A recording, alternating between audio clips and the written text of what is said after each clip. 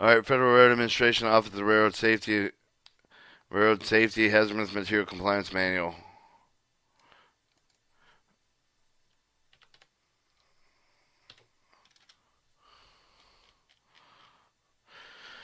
Chapter 6. Chapter 6, Investigator Safety. Investigator Safety. 6.1 Introduction. By the very nature of employment, you're frequently exposed to the environment where the safety is paramount. You work with the hazardous material. Materials have been found to present some level of inherent risk to safety personnel and their environment. Further, you're a representative in the agency responsible for safety, hazardous materials, and transportation, and therefore required. You set a good example. The FRA Industrial Hygiene, under the Division of Staff Director, Regional Industrial Hygienists, together with the FRA Safety Health Committee, has published a Safe Work at the Federal Railroad Administration Safety Policy Procedure Recommendation. This manual should be the possession of every Federal Railroad employee. 6.2 Basic and Safety Practices. Safety practices that follows the mandatory may not be waived without permission for the staff director of the Hazmat Materials Division. At no time would the FRA personally knowingly open hazardous material packaging to the point that hazardous materials are exposed. Personally, may only the combination package to view the inner packaging. However, the inner packaging may not be breached for any reason without prior permission from the director. The practice will then be done when you have the ability to restore the package to its original condition. The close of the packaging may and are consistent with the manufacturer's instruction. If absolutely necessary, they confirm with the condition that has material is in you.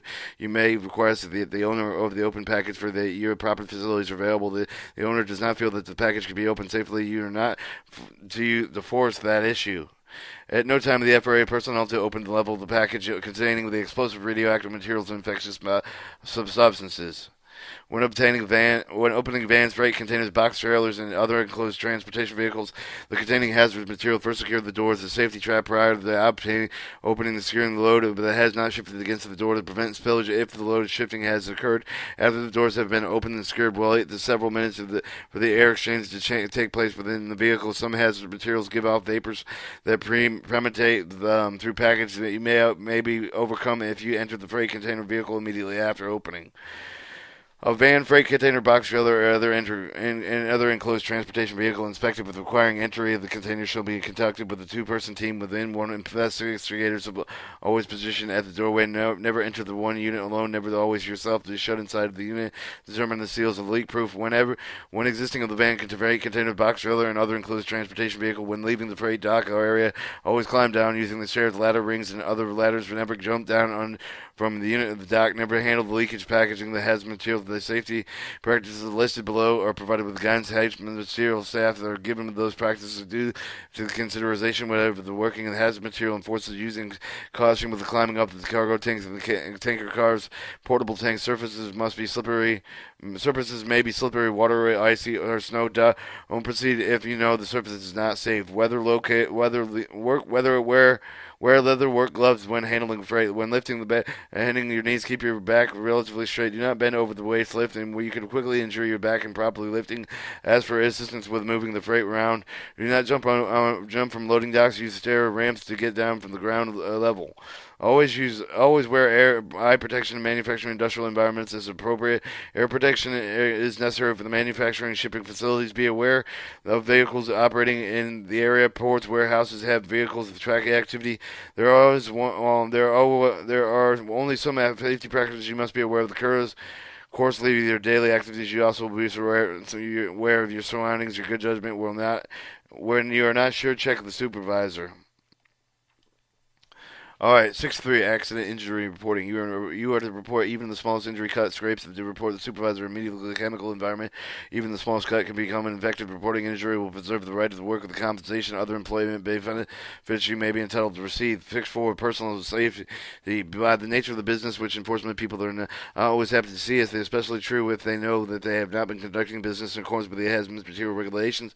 If they have previously been cited with the violation of hazardous material regulation, has been said must be heavily professionally. However, there are some become overly emotionally. If they're encountered with a situation where someone becomes overly aggressive or threatens you with violence, get out. To go to a safe place. Contact your supervisor. Supervisor will consult the RRC and RS determine the proceeds. If you're struck or molested in any way, contact the local law enforcement agent with a supervisor immediately. Supervisor will contact the Hazmat material staff, director, office of chief counsel. Always maintain vigilance regarding your surroundings, environment, inspect with the individual bearing towards you as an investigation, as an individual, professional, gender of the race. Be aware that it was going around is so you can Beware of what's going around so you can react appropriately. Never attempt to remain engaged or overly aggressive individual.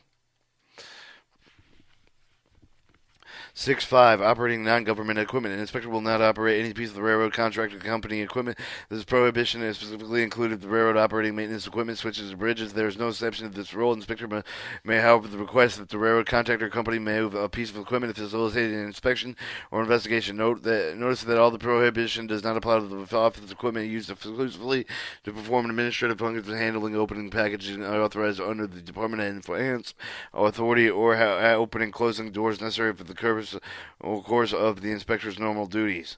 6.6.